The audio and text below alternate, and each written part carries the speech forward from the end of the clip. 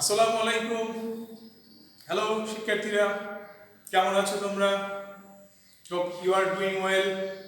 তোমরা যে বন্ধটা পেয়েছো এখন এই কোভিড-19 কারণে আমরা দেখতে পাচ্ছি যে সারা বাংলাদেশের শিক্ষা প্রতিষ্ঠানগুলো এই মুহূর্তে বন্ধ রয়েছে।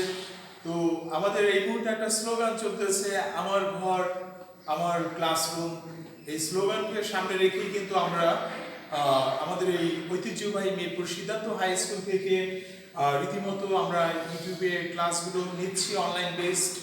তোমরা দেখতে পাচ্ছ এবং তোমরা এই ক্লাসগুলো রীতিমতো প্র্যাকটিসও করতে পারছো। তো আজকে আমরা যে টপিকসটাতে চলে যাব, ইংলিশ সেকেন্ড পার্ট, নবম শ্রেণীর জন্য। আজকে টপিকসটা হচ্ছে কি ট্রান্সফরমেশন অফ সেন্টেন্স।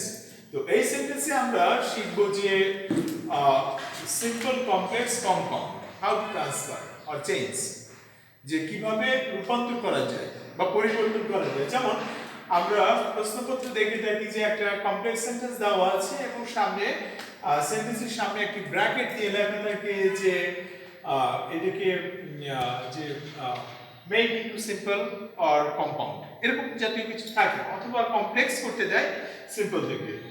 তো তোমরা এর আগে অবশ্যই জেনেছো যে সিম্পল সেন্টেন্স, কমপ্লেক্স সেন্টেন্স এবং কম্পাউন্ড সেন্টেন্সগুলো কি।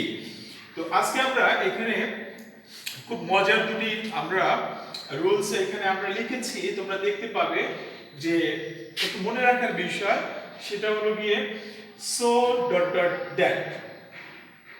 নেগেটিভ সেন্টেন্স, এটা কি complex sentence, so dot dot that, এবং এটা যদি নেগেটিভ সেন্টেন্স আকারে থাকে সেই সেন্টেন্সটিকে আমরা যখন কম্পাউন্ড করতে যাব তখন আমাদের কি করতে হবে, ভেরি ডট ডট অ্যান্ড, এটা ইউজ করতে হবে।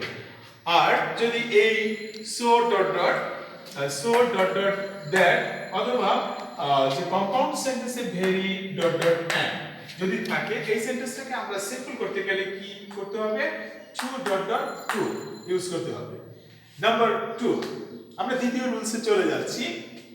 এটা কিন্তু খুব মজার রুলস, তোমরা দেখতে পাবে যে সো ডট ডট দ্যাট, এই বাক্যটি যদি পজিটিভ সেন্টেন্স আকারে থাকে, আই মিন যদি এটা অ্যাফার্মেটিভ সেন্টেন্স আকারে থাকে, তখন এই সেন্টেন্সটিকে যখন আমরা কম্পাউন্ড করতে যাব তখন আমরা very dot dot and use করব, অথবা আমরা কি করব যে সিম্পল করতে গেলে enough dot dot two.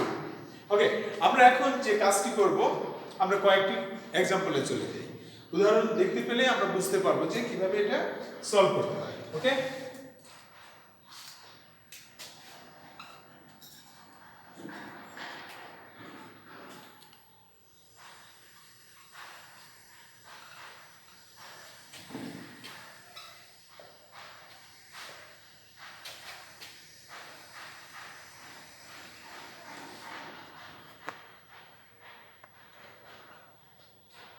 the man is so lazy that he cannot work. এখন এই সেন্টেন্সটাকে বললো যে মেক ইট কম্পাউন্ড। ওকে, আমরা দেখতে পেলাম যে সেন্টেন্সটি লিখে দিল make it compound. The man is so lazy, লোকটি এত অলস যে সে কাজ করতে পারে না।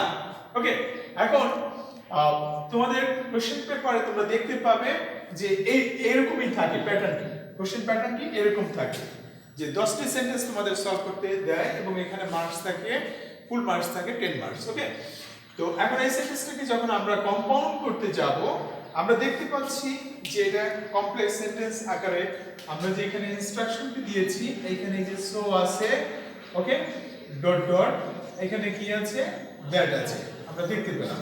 তাহলে সো ডট ডট দ্যাট। এখন এই প্যাটার্নটিকে যখন আমরা কম্পাউন্ড করতে যাব, আমরা দেখতে পাচ্ছি যে কম্পাউন্ড করতে গেলে এই যে আমরা এখানে যে কমপ্লেক্স সেন্টেন্সে যে প্যাটার্নটি লিখেছি, এটা কম্পাউন্ড করতে গেলে ঠিক এইভাবে আমরা এই রুলসটি অ্যাপ্লাই করব। তাহলে কিভাবে আমরা সলভ করতেছি দেখে নিই একটু। দ্য ম্যান ইজ, সোর জায়গায় আমরা কি ইউজ করব, ভেরি লেজি। দ্যাট এর জায়গায় আমরা কি ব্যবহার করব and okay and he can't walk নিশ্চয়ই তোমরা বুঝতে পারছো যে এটা খুবই খুবই মজার একটা রুলস খুবই মজার রুলস এবং শুধু এই সিম্পলি ইনস্ট্রাকশনটুকু যদি একটু মনে রাখো তাহলে তোমরা বিগত বছরে প্রিভিয়াস কোশ্চেন পেপারসগুলো যখন তোমরা রিভিশন দেবে তোমরা দেখতে পাবে যে এই জাতীয় একটা সেন্টেন্স কিন্তু অবভিয়াসলি এখানে সেটআপ করা থাকে তো আমরা দেখতে পেলাম এখন আমরা একটা অ্যাফার্মেটিভ সেন্টেন্স দেখব আমরা অ্যাফার্মেটিভ সেন্টেন্স তার আগে আমরা এই সেন্টেন্সটাকে সিম্পল করেই দিই কি বলো দেখা যাক এটা সিম্পল কিভাবে করা যায় ধরে নাও এই কম্পাউন্ড সেন্টেন্সটি যদি প্রশ্নের উল্লেখ থেকে যদি এখানে লিখে দেয় মেক ইট সিম্পল ওকে অথবা এই যে কম্পাউন্ড যে সেন্টেন্সটা এই কমপ্লেক্স সেন্টেন্সটা যে এখানে দেওয়া আছে এটাকে যদি এখানে কম্পাউন্ড না লিখে যদি এটাকে লিখে দেয় যে মেক ইট সিম্পল তাহলে আমরা এটা কিভাবে করব একটু দেখি তো আমরা দেখতে পাচ্ছি যে এখানে যে রুলসের যে প্যাটার্নটা এই রুলসটি থাক অথবা আইদার এই রুলসটি অর এই রুলসটি যে কমপ্লেক্স অথবা কম্পাউন্ডেড তাহলে আমরা এখানে সিম্পল করতে গেলে কি ব্যবহার করব 2 সেটা কখন সোর জায়গায় অথবা ভেরি জায়গায় আমরা কি ব্যবহার করব 2 ব্যবহার করব তারপরে এই দ্যাট এর জায়গায় আমরা যে এখানে and ব্যবহার করেছি অথবা দ্যাট এবং and যুক্ত পরের অংশটি আমরা কিভাবে সলভ করব 2 ব্যবহার করব তবে সেই ক্ষেত্রে একটি কন্ডিশন আছে এটা কিন্তু মাথায় রাখতে হবে সেই বিষয়টা কি আমরা একটু দেখে নিই the man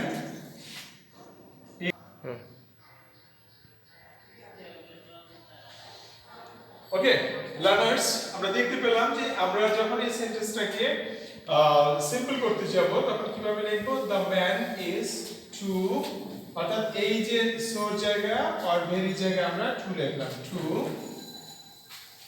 লেজি তারপরে কি হবে এই কমপ্লেক্স সেন্টেন্সে দ্যাট উঠে যাবে অথবা কম্পাউন্ড সেন্টেন্সে and টি উঠে যাবে তারপরে যে সাবজেক্ট থাকবে সাবজেক্টটি উঠে যাবে অর্থাৎ এই দ্যাট এর পরে যে সাবজেক্ট আছে হি and এর পরে যে সাবজেক্ট আছে হি এটা উঠে গেল তারপরে ক্যান নট অথবা এই যে এখানে ক্যান নট আছে এখানেও ক্যান নট আছে ক্যান নট অথবা কুড নট থাকতে পারে তো থাকলে সেটা উঠে যাবে উঠে কি বসবে এখানে একটা টু বসবে টু তারপরে যে বেস ফর্ম আছে ভার্বের যে বেস ফর্মটি আছে পরবর্তী যে ভার্বটি থাকবে সেটা একটা তো মনে রাখবে খুব সহজ নিয়ম যে ভার্বটি থাকবে সে ভার্বটি বসবে তাহলে কি হলো লাইনটির অর্থ দেখো the man is too lazy to work লোকটি এত অলস যে সে কাজ করতে পারে না আর আমাদের কিন্তু মূল অর্থের কোনো পরিবর্তন হবে না মূল অর্থের কোনো পরিবর্তন হবে না এখানে শুধু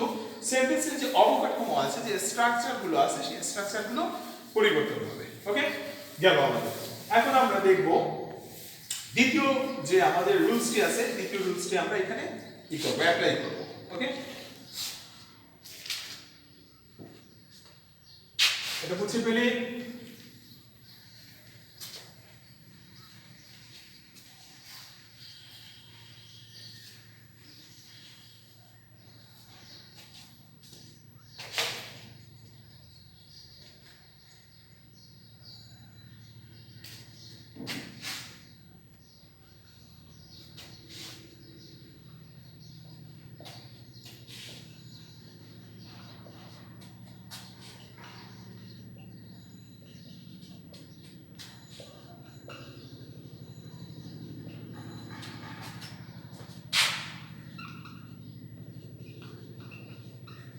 ওকে এখানে আমরা একটা কমপ্লেক্স সেন্টেন্স লিখেছি সেন্টেন্সটি দেখতে পাবে যে ফার্স্ট রুলসটি আমাদের ছিল নেগেটিভ পরের রুলসটি আমরা এখানে অ্যাপ্লাই করেছি পজিটিভ দেখে নাও একটু the sum is so easy that the students can solve it ওকে এই কমপ্লেক্স সেন্টেন্সটিকে এখন যদি বলে যে make it compound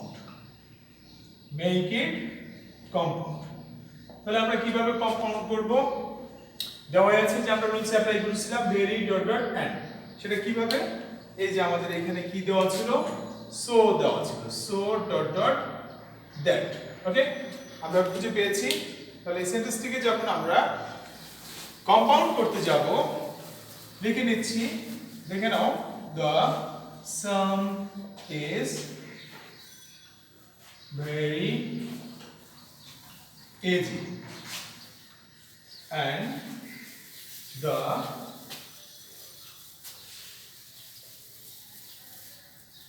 students can solve it, right? কি করলাম আমরা এই সেন্টেন্সটাকে কম্পাউন্ড করে ফেললাম। এখন এই কম্পাউন্ড সেন্টেন্সকে যদি বলে যে make it simple, make it simple, অর্থাৎ এই সেন্টেন্সটি এই কমপ্লেক্স থেকে সিম্পল করলে যা হবে, কম্পাউন্ড থেকে সিম্পল করলে ঠিক একই স্ট্রাকচারে যাবে। তাহলে কি করব আমরা? প্রথমে সাবজেক্টটি আনবো, সাবজেক্ট এবং ভার্ব। দ্য সাম ইজ, আমরা কিন্তু আগেই বলেছিলাম যে দ্বিতীয় স্ট্রাকচারটি কি হবে, যে সোর জায়গা কমপ্লেক্স সেন্টেন্স যদি সো থাকে এবং বাক্যটি যদি পজিটিভ থাকে অর অ্যাফার্মেটিভ থাকে এবং কম্পাউন্ড সেন্টেন্স যদি ভেরি থাকে এবং বাক্যটি যদি পজিটিভ অর অ্যাফার্মেটিভ থাকে, আমরা এই যে সো অর ভেরি জায়গায় কি বসাবো? এনাফ বসাবো। দ্য সাম ইজ এনাফ, কিরকম আছে? ইজি। অ্যাকচুয়ালি যে বিষয়টা খেয়াল করতে হবে, এখন এই সেন্টেন্সে কিন্তু সাবজেক্ট, একটি সাবজেক্ট হচ্ছে দ্য সাম, পরের সেন্টেন্সে আরেকটি সাবজেক্ট হচ্ছে দ্য স্টুডেন্ট। তাহলে এর আগে যে আমরা বলেছি ওখানে দুটো সাবজেক্ট ছিল, একই রকম হলে আমরা একটাকে অমিট করে দিয়েছি, কিন্তু এখানে তো সাবজেক্ট দুটো হচ্ছে ভিন্ন সাবজেক্ট। তাহলে এই অঙ্কটি যথেষ্ট সহজ। কাদের জন্য? For the student. Very good, এই যে বলতে পারছো, ফর দ্য স্টুডেন্টস। কি করতে হবে তাদেরকে? এই যে আমাদের যে সাবজেক্ট থাকবে সেটাকে আমরা ফর দ্য স্টুডেন্টস, এই ক্যান উঠে যাবে, ভার্ব আসবে টু, এই যে টুটা আমরা এখানে নিয়ে আসলাম, টু সলভ ইট, হয়ে গেল আমাদের সিম্পল। আমরা এই বন্ধে যদি আমরা এইভাবে আমরা প্রতিদিন যদি আমরা দুটো করে রুলস শিখি, দেখা গেল যে আমরা একটা সপ্তাহ আমরা অতিবাহিত করতে না করতে আমাদের দেখা গেল যে 14টা রুলস কিন্তু আমাদের শেখা হয়ে গেল। দুটো সপ্তাহ যদি আমরা regular, only 2 weeks you have to practice it, then you can learn a lot of rules from this instruction. Whatever তুমি যা শিখবে সেটা অত্যন্ত আন্তরিকতার সাথে এবং মনোযোগ সহকারে শিখবে। আমি আবারও বলি, ক্লাসে বলে থাকি যে তোমরা না বুঝে কোনো কিছু মুখস্থ করবে না, না বুঝে কোনো কিছু করবে না, তাতে কি হবে? পুরো টাইমটা ওয়েস্ট হয়ে যাবে। তো আশা করি যে তোমরা এই রুলস দুটো ভালো বুঝতে পেরেছো, এবং যদি তোমাদের কোনো কোশ্চেন থাকে তোমরা অবশ্যই আমাদের এই চ্যানেলে যে কমেন্ট বক্স আছে সেখানে কমেন্ট করবে, না বুঝলে আমরা তোমাদেরকে এগুলো সলভ করে দেবো। আর সবাইকে আসলে অত্যন্ত আন্তরিকতার সাথে বলছি যে stay home and be safe. আল্লাহ হাফেজ।